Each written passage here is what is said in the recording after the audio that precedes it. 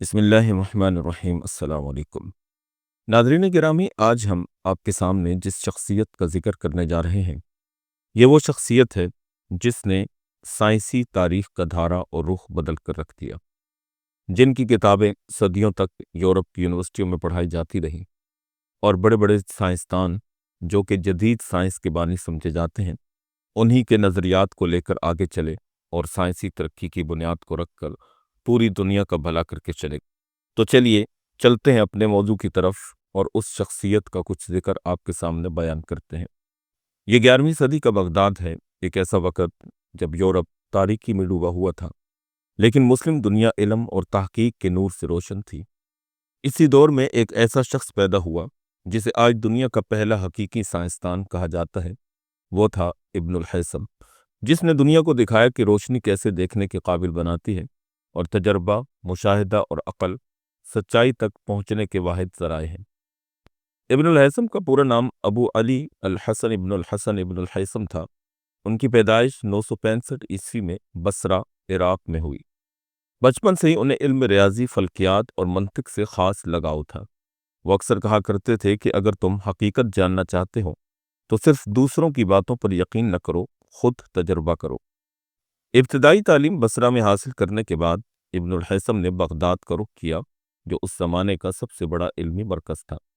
وہ یونانی فلسفہ، ارسطو، بطلیموس اور یقین پر مبنی علم کا گہرائی سے مطالعہ کرتے رہے، لیکن ایک دن انہوں نے سوچا کہ اگر علم صرف کتابوں میں ہے تو پھر عقل اور تجربہ کی کیا ضرورت ہے۔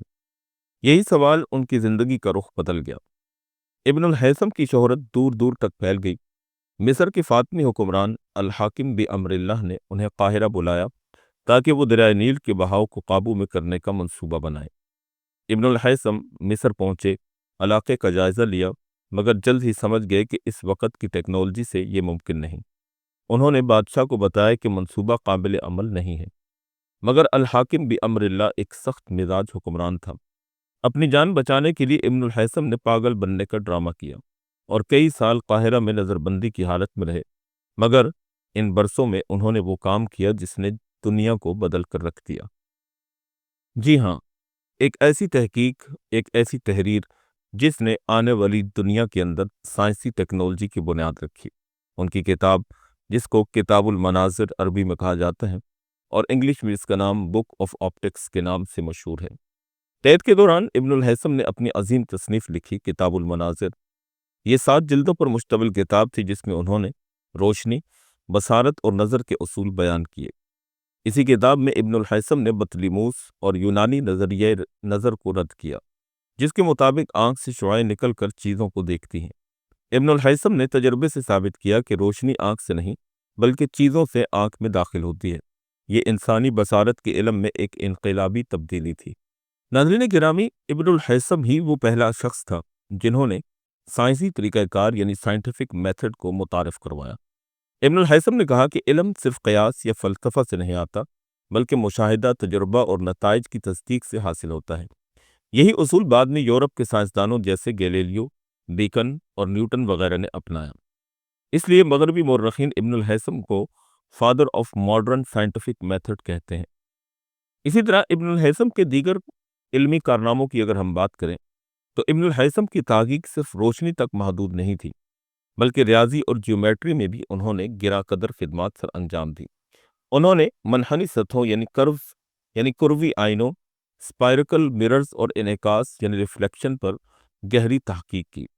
اس کے علاوہ اگر فلکیات یعنی اسٹرونومی کی بات کریں تو انہوں نے بطلیموس کے فلکیاتی نظام پر تنقید کی اور الہیزنس ماڈل پیش کیا جو بعد میں کوپرنیکس کے نظریے کی بنیاد بنا۔ ناظرین گرامی، آج کے جدید دور کے اندر کیمرے کی اہمیت کا انکار ممکن نہیں ہے۔ ہمارے موبائل فون سے لے کر CCTV کیمرہ تک ہر جگہ پر کیمرہ ہمیں دیکھ رہا ہے، لیکن حیران کن بات یہ ہے کہ اس کیمرے کا تصور پیش کرنے والا اور کوئی نہیں، یہی ایک مسلم سائنسدان ابن الہیثم تھا۔ یقیناً آپ کے لیے یہ ایک حیران کن بات ہوگی، لیکن حقیقت یہی ہے کہ کیمرے کا بنیادی تصور پیش کرنے والی شخصیت وہ ابن الہیثم ہی تھی۔ چنانچہ عدسے اور کیمرے کی ایجاد یعنی پن ہول کیمرہ انہوں نے ہی ایجاد کیا، یعنی وہ اصول جس پر آج کے کیمروں اور انسانی آنکھ کا نظریہ قائم ہے۔ انہوں نے بتایا کہ روشنی جب ایک چھوٹے سوراخ سے گزرتی ہے تو سامنے کی دیوار پر الٹی تصویر بنتی ہے، اسی طرح ابن الہیثم کی کتاب یعنی کتاب المناظر کا لاطینی ترجمہ 11ویں صدی میں ہوا، جسے الہیزنس آپٹکس کہا گیا۔ یہ کتاب یورپ کی یونیورسٹیوں میں صدیوں تک پڑھائی جاتی رہی۔ گیلیلیو، کیپلر، لیونارڈو ڈاونچی جیسے سائنسدان انہی کے نظریات سے متاثر ہوئے۔ نیوٹن کی آپٹکس بھی دراصل ابن الہیثم کی بنیادوں پر قائم تھی۔ جیسا کہ ہم پیچھے بیان کر چکے ہیں کہ مصر کے حکمران حاکم بامر اللہ انتہائی سخت مزاج حکمران تھا، جس نے دریائے نیل کو قابو کرنے کے لیے ابن الہیثم کو کوئی منصوبہ بنانے کا کہا، لیکن جب ابن الہیثم اس بات کو سمجھ گئے کہ یہ منصوبہ عملی طور پر اس وقت قابل عمل نہیں ہے تو انہوں نے بادشاہ کو انکار کیا، لیکن بادشاہ سخت غضبناک ہو گیا۔ اور یہ ہماری بدقسمتی ہے کہ ہمیں ایسے ہی حکمران ملتے رہے کہ جو علم اور صاحبان علم کی قدر کرنے کے بجائے ان کو نقصان پہنچانے کے در پہ ہوتے اور اپنی شاہی اکڑ اور شاہی پاگل پنے کے اندر اوٹ پٹانگ قسم کی باتیں کرتے۔ جب ایک محقق، ایک انجینئر، ایک سائنسدان کہہ رہا ہے کہ بھئی دریائے نیل پر ڈیم وغیرہ فی الحال نہیں بن سکتا، تو بادشاہ اور اس حاکم کو یہ بات مان لینی چاہیے تھی۔ لیکن بادشاہ وقت نے ان سے آرگومنٹ اور جھگڑا کیا، یہاں تک کہ ان کی جان کا دشمن بن گیا اور انہوں نے اب پاگل پنے کا ڈرامہ کیا تاکہ ان کی زندگی بچ سکے۔ لیکن اندھیری راتوں میں انہوں نے روشنی کے راز دریافت کیے۔ ان کا ایک مشہور اقوال میں سے ایک قول یہ بھی ہے کہ جب دنیا تم سے سب کچھ چھین لے تب خدا تمہیں سوچنے کی طاقت دے دیتا ہے۔ یہی وہ وقت تھا جب انہوں نے اپنی عظیم تصنیف کتاب المناظر مکمل کی، ایک ایسی کتاب جس نے انسان کی آنکھوں سے جہالت کے پردے ہٹائے۔ ابن الہیثم سے براہ راست پڑھنے والے شاگردوں کی تعداد بہت کم ہے، کیونکہ ان کی زیادہ تر زندگی تحقیق اور نظر بندی میں ہی گزری، لیکن ان کے شاگرد علمی وراثت کے وارث بنے۔ انہوں نے ان کے نظریات کو آگے بڑھایا اور دنیا بھر میں پھیلایا۔ چنانچہ ابو عبد الرحمن منصور بن احمد المنصور البغدادی ابن الہیثم کے قریبی شاگردوں میں سے ایک شاگرد، جنہوں نے ان کے نظریات کو بغداد کے مدارس میں پھیلایا۔ اس کے علاوہ ابو صادق العدل الاندلسی، جنہوں نے کتاب المناظر کو اندلس میں پڑھایا اور اس کے ذریعے یورپ کے سائنسدانوں تک یہ علم پہنچا۔ اندلس کے مترجمین یعنی ٹرانسلیٹرز آف ٹالیڈو اسکول، انہوں نے ابن الہیثم کی عربی کاموں کا لاطینی زبان میں ترجمہ کیا۔ یوں ابن الہیثم یورپ میں الہیزن کے نام سے مشہور ہو گئے۔ یورپ میں ان کے نظریات گیلیلیو، کیپلر اور نیوٹن جیسے سائنسدانوں کے ذہنوں میں اترے اور سب نے اعتراف کیا کہ جدید سائنس کی بنیادیں ایک مسلمان نے ہی رکھی تھیں۔ ابن الہیثم نے اپنی زندگی علم، تحقیق اور سچائی کی تلاش میں گزاری۔ ان کا انتقال 1040 میں قاہرہ میں ہوا، لیکن ان کی تحریریں اور اصول آج بھی سائنسی دنیا کا حصہ ہیں۔ ابن الہیثم کے اقوال بہت مشہور ہیں اور علمی حلقوں میں بہت پاپولر بھی ہیں۔ چنانچہ ابن الہیثم کہتا ہے کہ سچائی کی تلاش سب سے عظیم عبادت ہے۔